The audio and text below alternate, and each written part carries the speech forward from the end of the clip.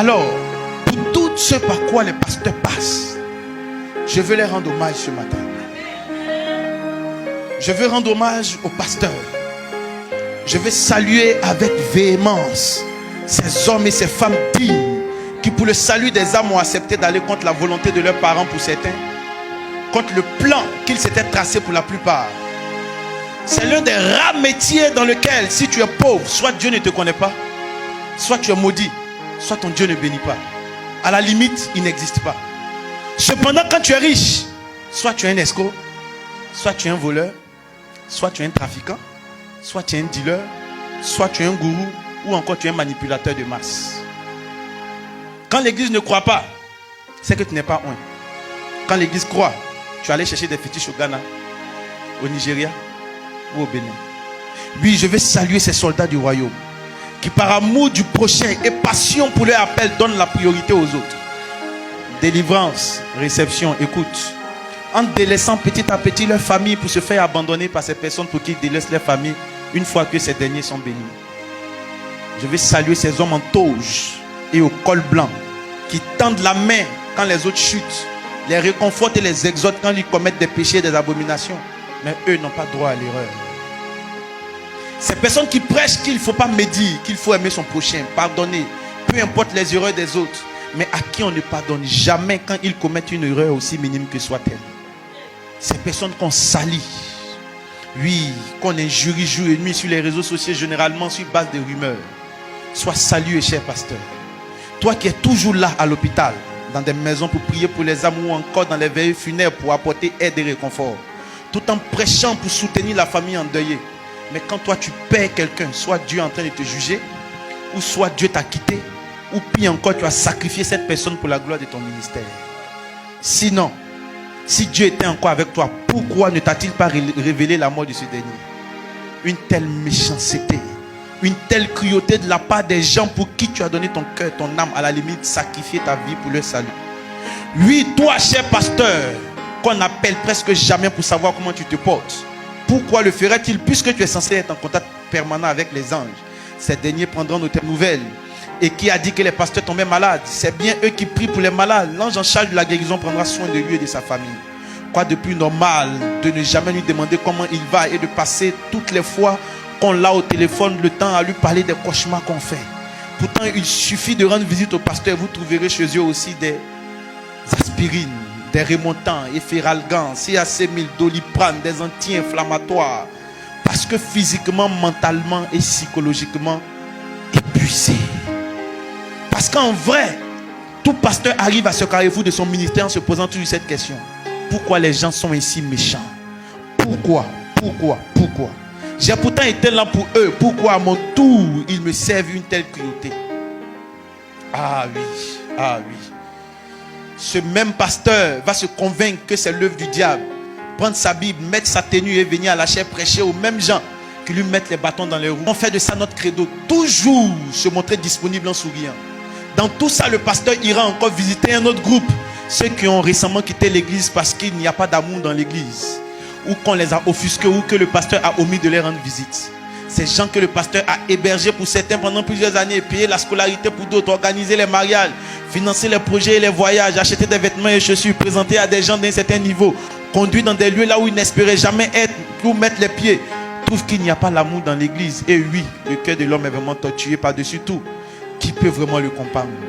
Ces mêmes gens ont le droit d'aller à la plage, d'effectuer des voyages, aller au cinéma, s'offrir des dîners en famille, rire, faire du shopping et poster. Mais le pasteur, s'il le fait, c'est qu'il est devenu charnel. Ah, être pasteur. Quand on voit un jeune cadre de banque, il est super intelligent. Un jeune footballeur, il est certainement né sous une bonne étoile. Un jeune entrepreneur, ça fait rêver. Un jeune politicien, ça donne de l'espoir. Mais quand c'est un jeune pasteur, c'est parce qu'il a joué sa vie. Comme il n'y avait plus d'avenir, plus d'issue, il a trouvé une échappatoire, devenu pasteur. Oh, homme au cœur méchant et au courage, ne voyez-vous pas le travail abattu par ces vénérables hommes qui sacrifient leur santé pour votre épanouissement? Savez-vous le nombre de pasteurs qui souffrent d'hernie, de tension, de cancer, de maladies cardiovasculaires à cause des longues heures de prière, des proclamations, des prêches? Savez-vous l'énergie que ça prend de chasser les démons? Non, vous ne le savez pas. Sinon, vous apprécierez les efforts que fournissent les pasteurs. Oui, on nous a appris que le pasteur doit être magnanime, hospitalier, ouvert, serviable, humble. Seulement, combien sont ces pasteurs qui regrettent aujourd'hui d'avoir ouvert leur intimité à des gens qui ne valaient pas la peine? Combien de pasteurs essuient aujourd'hui mépris et impolitesse, justement parce qu'ils ont été beaucoup simples? Chers pasteurs, soyez bons, mais ne soyez pas des bonbons. Au milieu de cette génération perverse et méchante, soyez prudents, car là où il n'y a pas de mystère, il n'y a pas de ministère. Malheureusement, dans notre métier, la reconnaissance est un mot rare. On a conclu qu'il n'est pas de ce monde. Oui, si vous cherchez la reconnaissance des hommes, ne devenez jamais pasteur. Combien de pasteurs ont sacrifié leur ministère sur l'autel de l'hospitalité, pensant aider des nécessiteux? Ils ont malheureusement ouvert leur intimité à leur propre bourreau. Et comme les attaques qui viennent de l'intérieur sont toujours dévastatrices, malheureusement, très peu de ministères survivent à de tels coups. Combien d'agents doubles sont dans les ministères, cachés sous le sulfureux titre de fils? Chers pasteurs, soyez sages dans vos relations. Car se sacrifier pour le compte des personnes pas reconnaissantes revient à s'immoler par le feu pour éclairer le chemin à un infirme aveugle. Heureusement que le temps finit toujours par révéler la vraie nature des gens et que le Dieu qui a appelé ses serviteurs est fidèle. Pas que nous regrettons notre appel en tant que pasteur, non. Nous sommes fiers de servir notre Seigneur Jésus et de souffrir pour son nom. Nous regrettons juste de nous être sacrifiés à un moment pour des personnes qui n'en valaient pas la peine. Vous me direz pourquoi regretter si c'est Dieu qui rémunère? Le regret vient du fait que vu tout ce par quoi nous passons finalement, aucun de nos enfants pour la plupart ne veut devenir pasteur. Même quand ils ont l'appel, l'instinct du père prend le dessus. On refuse parce qu'on ne veut pas que nos enfants biologiques souffrent dans le ministère comme on souffre. Connaissez-vous le nombre d'enfants de pasteurs qui en veulent à leur père parce que ce dernier les a délaissés pour les histoires d'église? Connaissez-vous le nombre de foyers de pasteurs qui volent en éclats pour cette histoire de ministère? Connaissez-vous le nombre de pasteurs qui n'ont pas d'amis à cause de la trahison et de la méchanceté autour d'eux? Les gens autour des pasteurs ne sont pas pour la plupart sincères. Certains sont là parce qu'ils peuvent gagner quelque chose, une présence pécuniaire, des responsables qui volent les offrandes, des fils qui volent les appareils à l'église, certains qui utilisent leur position dans le système pour voler, escroquer au nom du pasteur, d'autres comme proches du pasteur commettent des abominations et jamais le pasteur ne doit les reprendre. S'il le fait, les gens quittent l'église parce que dans leur entendement, le pasteur n'a pas agi avec sagesse. Combien sont ces sœurs qui veulent marier des pasteurs juste parce qu'elles cherchent un mari plus ou moins fidèle, sans comprendre les enjeux et les combats du ministère, et qui une fois mariés font voir de toutes les couleurs à ce dernier pour ensuite demander le divorce? Yako, à tous ces pasteurs qui passent par de tels moments. J'ai connu un pasteur dont l'épouse n'était pas membre de son assemblée. Il avait un ministère authentique, mais sa femme faisait culte ailleurs. Ça ne m'a pas surpris quand j'ai appris la mort de ce dernier. Tout le monde profite des pasteurs et ensuite les abandonne. Pour ceux qui posent la question de savoir le rôle que joue le pasteur dans la société, à pas escroquer, laissez-moi rire. Oui, laissez-moi rire parce que contrairement à ce que beaucoup pensent, 8 pasteurs sur 10 se cherchent. Combien de pasteurs s'en sortent? L'argent des offrandes, si seulement ces gens-là savaient que le pasteur souvent le redistribuait pour la plupart aux mêmes fidèles, ceux d'une manière ou d'une autre. Quant à savoir notre rôle dans la société, notez que nous jouons le rôle de psychologue, de transformateur, de formateur, de conseiller matrimonial, d'avant-gardiste, d'assistant social, d'exorciste, de lanceur d'alerte, de muraille spirituelle. Pour ne citer que ça, bien que la liste soit longue.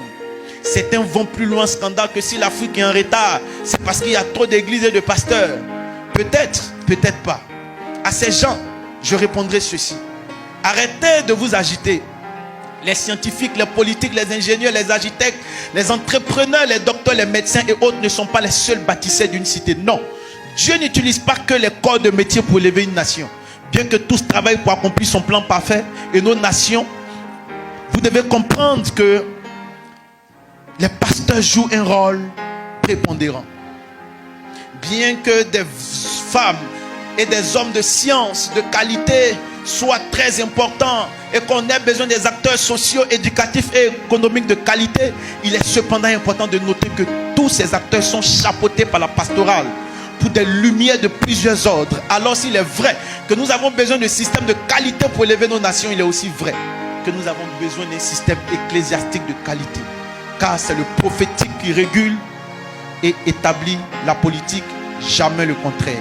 venu dire en fait à cette génération que les pasteurs ne sont pas des personnes qu'il faut banaliser.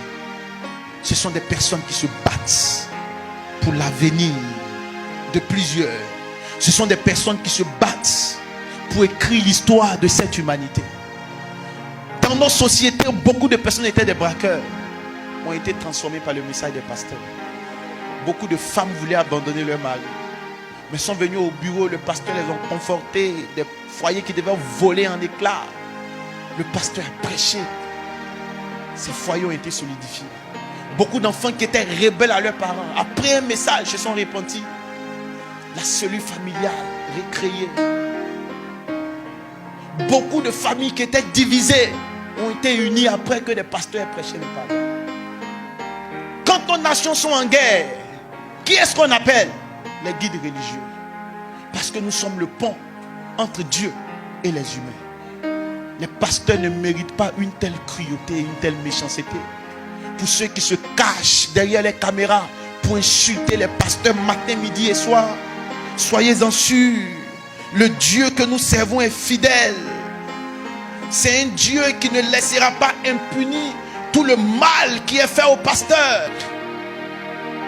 4 000 à 5 000 pasteurs démissionnent chaque année. Ils n'abandonnent pas parce qu'ils manquent de foi en Dieu. Ils n'abandonnent pas parce qu'ils ne croient pas à l'appel de Dieu placé sur leur vie. La plupart n'abandonnent même pas pour des raisons financières. Les pasteurs démissionnent parce qu'ils sont submergés par l'épuisement mental. Tant que vous ne serez pas pasteur, vous ne comprendrez jamais pleinement ce que c'est de porter les charges spirituelles pour les gens. Se lever au milieu de la nuit, prier pour sa famille de foi. Se réveiller au milieu de la nuit, sentir le poids de quelqu'un, intercéder pour la personne. Le pasteur qui est dépassé par l'inquiétude d'une personne absente. Pourquoi l'église ne croit pas? Comment prêcher? Quoi enseigner? Comment l'appliquer? Et ensuite se fait critiquer. Et c'est au pasteur qu'on dit il doit mieux faire. Les pasteurs se tiennent au milieu des commérages, au milieu des mariages brisés. Les pasteurs consolent ceux qui ont subi une perte. Les pasteurs naviguent dans les eaux des gens imparfaits avec le désir de voir chacun s'épanouir dans sa foi. Ils aspirent au percées spirituel. Votre pasteur désire le meilleur pour vous. Les pasteurs entendent ce qu'on dit d'eux, de leurs enfants, de leur famille. Malgré tout ça, ils sont toujours là, souriants. Non, ne soyez pas complices de ceux qui tuent les hommes de Dieu. Pourquoi croyez-vous que plusieurs pasteurs meurent d'AVC? C'est justement à cause de la méchanceté dont cette humanité fait montre. Faites attention, peuple de Dieu. Jamais Dieu ne laissera impunis toutes ces personnes qui ont menti sur des pasteurs, les ont jetés à la vindicte populaire. Ceux qui ont volé, escroqué des pasteurs, les laissant endettés, seuls face au poids du ministère. Jamais Dieu ne laissera cela impuni. Même s'ils sont déjà morts, ces pasteurs. Pour ceux qui nous ont dévancés, ceux qui ont laissé leurs veuves, orphelins qui ont été abandonnés, pour ceux qui ont... Et après, les gens ont déserté l'église. Dès que le pasteur est mort, Dieu ne laissera pas cela impuni. Psaume 116, verset 15. La Bible dit, elle a du prix aux yeux de Dieu la mort de ses saints. Proverbe 3, 33. La malédiction de l'Éternel est dans la maison du méchant, mais il bénit la demeure du juste. Matthieu 23, 29. Malheur à vous, scribes pharisiens hypocrites, parce que vous bâtissez le tombeau des prophètes et honorez le sépulcre des justes. Et que vous dites, si nous avions vécu du temps de nos pères, nous ne serions pas joints à ceux qui répandent le sang des prophètes. Vous témoignez ainsi contre vous-même que vous êtes des fils de ceux qui ont tué les prophètes. Combien donc la mesure de vos pères, serpents, race de vipères? Comment échapperez-vous au châtiment de la géhenne? Matthieu 23, 37. Jérusalem, Jérusalem, qui tue les prophètes et qui lapide ceux qui sont envoyés. C'est comme on peut dire Agoville, Agoville, qui tue les prophètes et persécute les rois de Dieu. Abidjan, Abidjan, qui tue les prophètes et persécute les rois de Dieu. RDC, RDC, qui tue les prophètes et lapide les rois de Dieu. Luc 11, 48 à 51.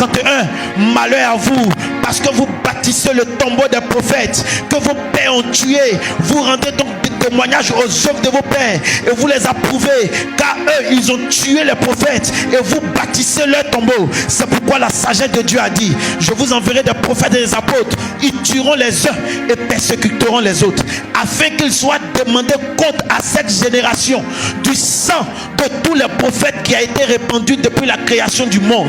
Depuis depuis le sang d'Abel jusqu'au sang de Zacharie, tué entre l'autel et le temple, lui, je vous le dis, il en sera demandé compte à cette génération. La Bible dit, tous ceux qui ont tué les prophètes, vous allez payer le sang.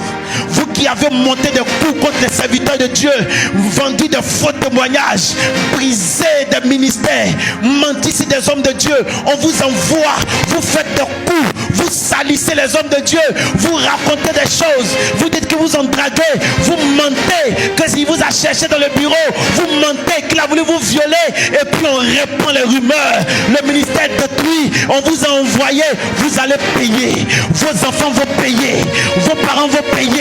La Bible déclare, il vous sera redemandé le sang des prophètes. Oui, vous qui avez fait pleurer des prophètes, vos enfants payeront. La malédiction de l'Éternel est dans la maison du méchant. Vous qui avez détruit des ministères, empoisonné des pasteurs, fils de la race de Caïn, vous allez payer. Vous payerez. Vous payerez. Vous sera redemandé le sang des prophètes. Et vous rendrez compte. Soyez des défenseurs des hommes de Dieu, mes enfants. Défendez vos prophètes. Ne les tuez pas. Ne bâtissez pas leur tombeau. Devenez des défenseurs. Ne permettez pas qu'on salisse le nom de votre ministère. Qu'on salisse le nom de vos pasteurs. C'est une guerre des principautés. Soutenez vos pasteurs. Soutenez vos pasteurs.